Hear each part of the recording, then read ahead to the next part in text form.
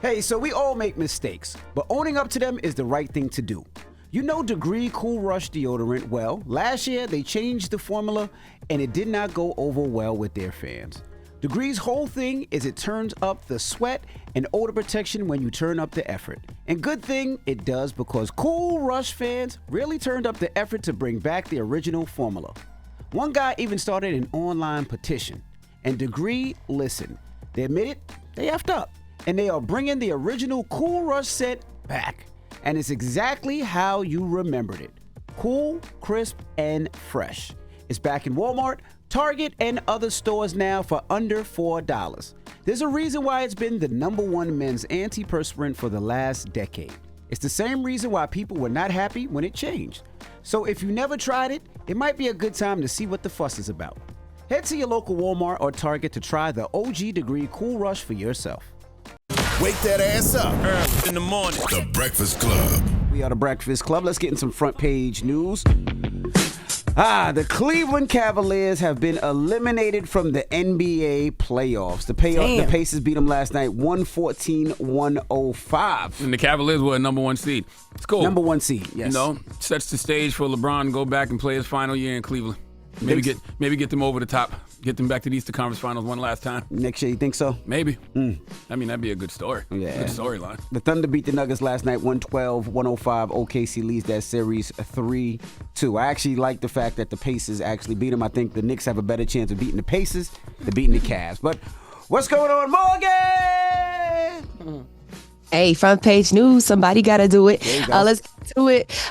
President Trump is visiting the Middle East. Yeah, saying the future of the region is, quote, commerce, not chaos. He spoke at a Saudi-U.S. investment forum in Riyadh.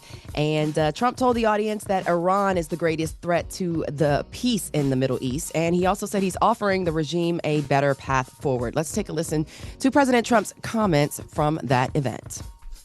Today we reaffirm this important bond and we take our relationship closer, stronger, and more powerful than ever before. The biggest and most destructive of these forces is the regime in Iran, which has caused unthinkable suffering in Syria, Lebanon, Gaza, Iraq, Yemen, and beyond. But they cannot have a nuclear weapon. So Trump signed a $600 billion economic pledge with Saudi Arabia. This is the first stop on his 4-day trip to the region. Today will be day 2. Now, the trip is focused on investment with several deals and agreements expected to be announced over the course of this trip. He also added that Iran, you heard it in the audio, Iran will never have a nuclear weapon. The president also made an announcement lifting sanctions on Syria. Let's take a listen to that. I will be ordering the cessation of sanctions against Syria in order to give them a chance at greatness. Yeah, so Trump, so the White House says Trump met with Syrian leader Ahmad al-Sharaa in Riyadh and was joined by Saudi Crown Prince Mohammed bin Salman, with Turkey's president joining by phone. Now, the White House statement says that Trump thanked those two leaders for their friendship and told al-Sharaa that he has a tremendous opportunity to do something historic for his country. Now, Trump also added his administration is also opening communication channels with the new regime that ousted the former dictator Bashar al-Assad, and reports that the president will speak, he did speak with the leader of Syria. Again, also warned again that Iran needs to talk to the U.S. about a peace deal. Moving on. They rolled the red carpet out for Trump yesterday, too. You saw the custom mobile McDonald's? Yeah, I did see that. They had for him? Yeah, I seen that. And I had a question. You know, we talked about it yesterday, but they said that jet that they were gifting him, is that a gift for him personally, or is that a gift is that the new Air Force One? I was just confused. Man, knock it off. He gets it when he gets out of office. That's his. That's his? Yes. Oh, I didn't know. That's what I was asking. I don't care how they try to spin it. Yeah, the administration did say that he was going to use it as Air Force One under his administration, but after, to Charlamagne's point, after he's going to get it. And they said they're going to put it on display at his presidential museum or presidential library center. So, yeah. Oh, so he keeps that. Okay. Yeah, he keeps it. Secretary of State Marco Rubio, now he will head to Turkey later this week for peace talks, to begin peace talks with Ukraine and Russia. Now, the direct talks between Russia and Ukraine will not be the first, or it will be the first since early weeks of the war. Let's take a listen to President Trump talking about that. Talks are being held in Turkey later this week, probably on Thursday, and they could produce some pretty good results. Our people are going to be going there. Marco's going to be going there.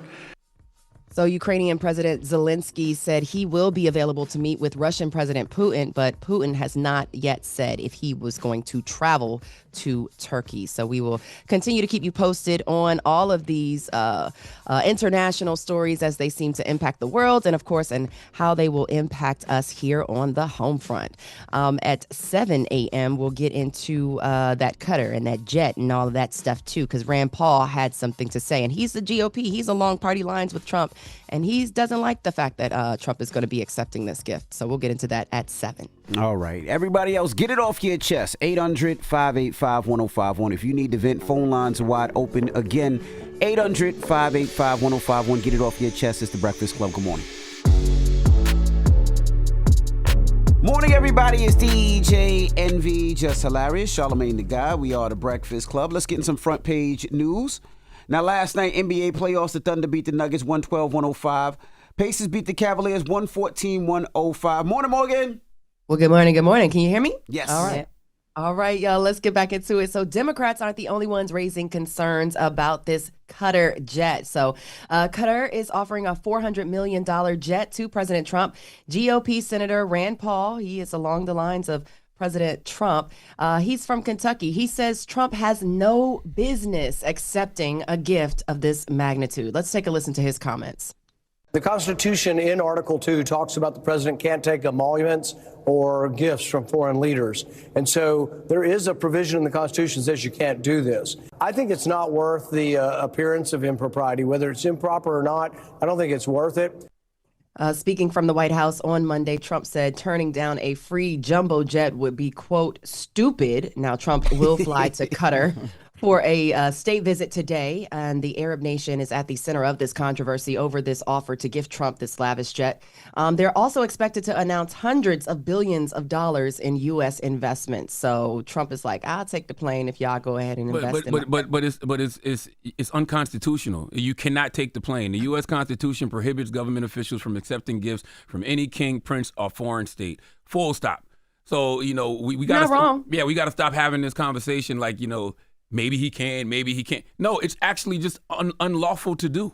Like, he's not supposed to do it. It's unconstitutional. He hasn't done anything by the book. You think this is going to change it? Well, sure. I was just about to say, who going to check him, boo? The American people should check him. The elected officials should check him, because they're, at the end of the day, that president is beholden to the Constitution of the United States of America. If we're in a post-constitutional society, I can't even begin to tell you how screwed we are. Yeah, but we've seen a lot of the things that he did. So if he didn't follow the Constitution and follow the laws before, what things he gonna do it now? Once again, if we're in a post-constitutional society, I can't wait to tell y'all how screwed we are. Are we screwed? Okay, so you ready to be a slave?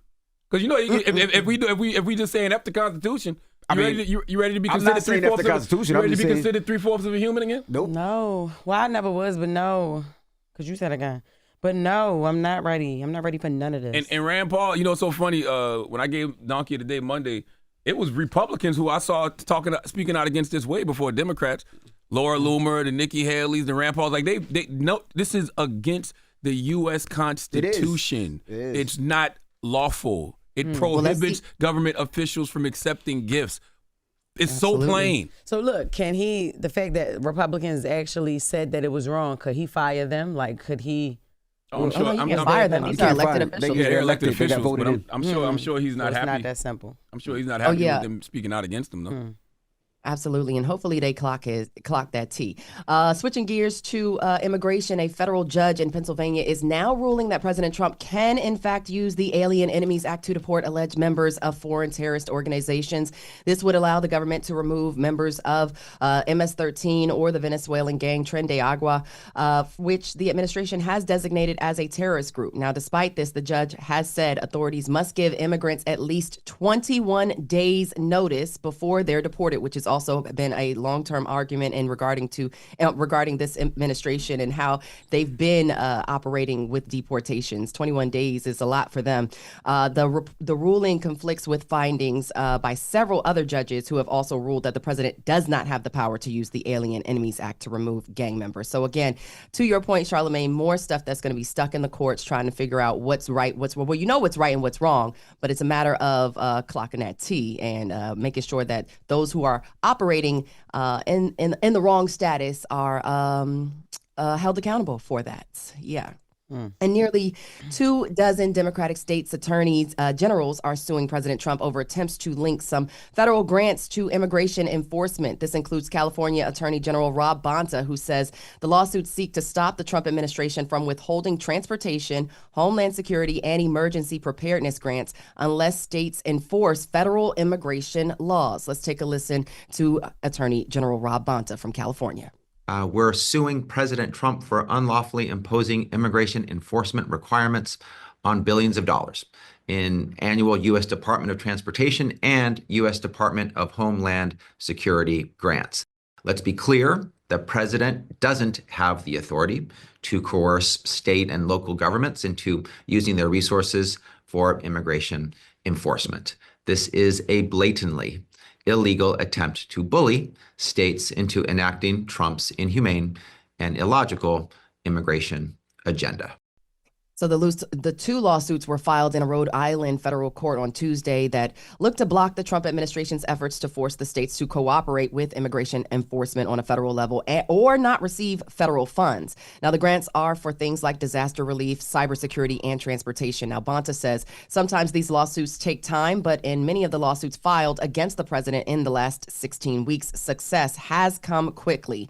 Now, this group of 20 states that joined the lawsuit also includes New Mexico, Minnesota, and of course, you guys, New York, where Letitia James is the AG. So these are things that I'm going to continue to keep you guys posted on, and we'll see how all of this rolls out. What you say, Charlamagne? Are you ready? Goodness. Ready for what? All right. So, no, well, look, ready to reverse history, ready to go back in time. Or move forward in a very unconstitutional way. Anyways, I'm not going to get too much into that. That's your front page news. Follow me on socials at Morgan Media. And for more news coverage, follow at Black Information Network. Download the free iHeartRadio app and visit us at BINnews.com. Thank y'all very much. Thank you, Morgan. Thanks, Morgan. Wake that ass up. In the morning. The Breakfast Club.